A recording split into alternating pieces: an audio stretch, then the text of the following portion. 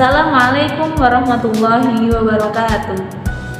Innal hamdalillah nahmaduhu wa nasta'inuhu wa nastaghfiruh wa na'udzu billahi min shururi anfusina wa min sayyiati a'malina may yahdihillahu fala mudhillalah wa may yudlilhu fala hadiyalah. Asyhadu an la ilaha illallah wa asyhadu anna Muhammadan abduhu wa rasuluh alladzi la nabiyya wa la rasula ba'dah, amma ba'du. Baiklah, perkenalkan, nama saya Rosda Irbatul Inayah. Di sini saya akan mereview buku tentang metodologi penafsiran Al-Quran karya Profesor Dr. Nasruddin Baidan. Beliau adalah salah satu dosen dan pembantu Dekan 1 Fakultas Usuluddin Universitas Islam Negeri Raden Mas Said Surakarta. Nah, di buku ini beliau membahas tentang metode-metode penafsiran Al-Quran. Jika ditelusuri, perkembangan tafsir Al-Quran sejak dulu sampai sekarang akan ditemukan bahwa secara garis besarnya penafsiran Al-Quran dilakukan melalui 4 cara. Yang pertama ada ijmali, yang kedua ada tahlili, yang ketiga muqarrin, dan yang keempat maudhu'i atau tematik. Lahirnya metode-metode tafsir sebagaimana digambarkan di atas tampak kepada kita lebih banyak disebabkan oleh tuntutan perkembangan masyarakat yang selalu dinamis. Buku ini dalam pembahasannya terbagi menjadi 5 bab. Yang pertama yaitu bab 1 pendahuluan yang membahas tentang pengertian metodologi tafsir, kemudian perkembangan metodologi tafsir, dan posisi metodologi tafsir dalam ilmu tafsir. Bab 2 yaitu metode ijmali atau global yang membahas tentang pengertian, ciri-ciri, kemudian kelebihan kekurangan, serta urgensi dari metode global.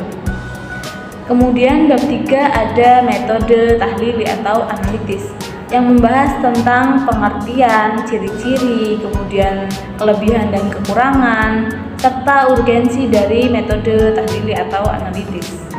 Di bab 4 ada metode komparatif atau muqarrin yang membahas tentang pengertian, ciri-ciri, kemudian ada ruang lingkup, kelebihan dan kekurangan, serta urgensi dari metode komparatif atau muqarrin. Pembahasan ditutup pada bab 5 yang membahas tentang metode maudhu'i atau tematik, yaitu mencakup pengertian, ciri-ciri, kelebihan dan kekurangan, serta urgensi dari metode maudhu'i atau tematik. Baiklah, mari kita ulas satu persatu mulai dari metode ijmali.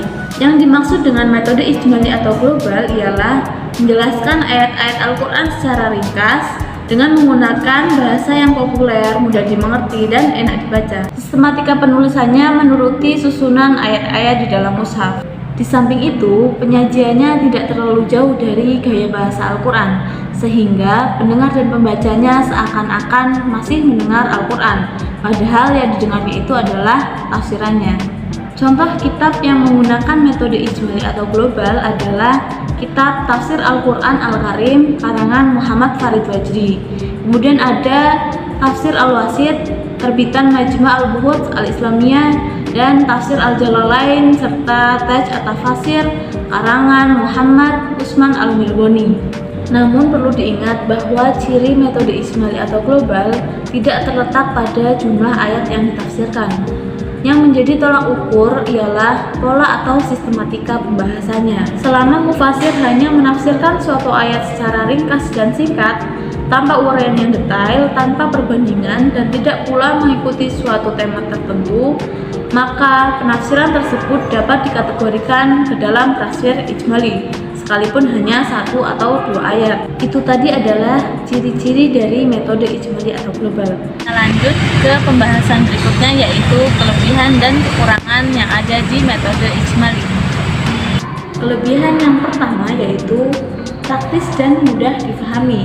Kelebihan yang kedua yaitu bebas dari penafsiran Israiliyat atau pemikiran yang tidak sejalan dengan martabat Al-Quran sebagai kalam Allah. Yang ketiga yaitu akrab dengan bahasa Al-Quran. Kekurangan yang ada di dalam metode ijmali atau global ialah yang pertama, menjadikan petunjuk Al-Quran bersifat parsial. Kemudian yang kedua, tidak ada ruangan untuk mengemukakan analisis yang memadai.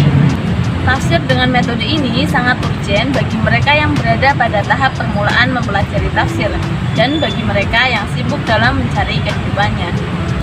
Bab 3, metode analitis atau tahlili.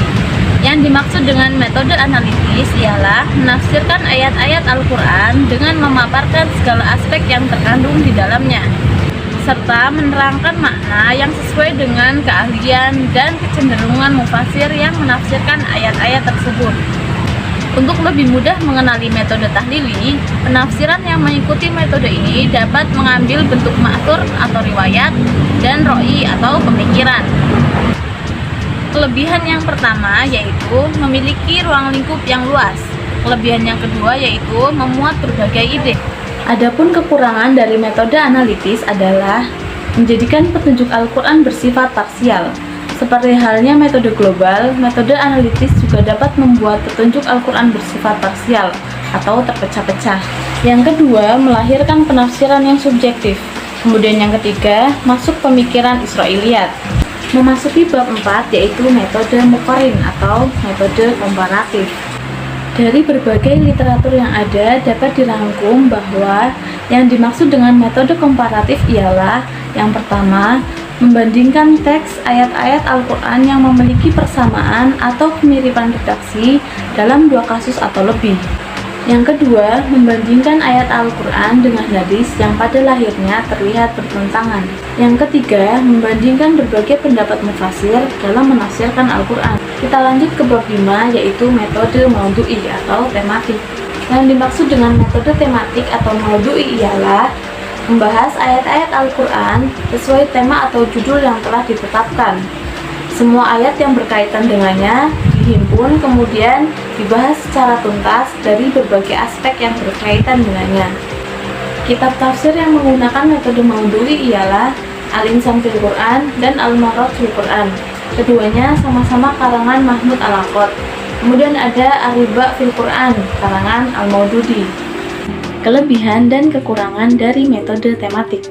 Kelebihan yang pertama yaitu menjawab tantangan zaman.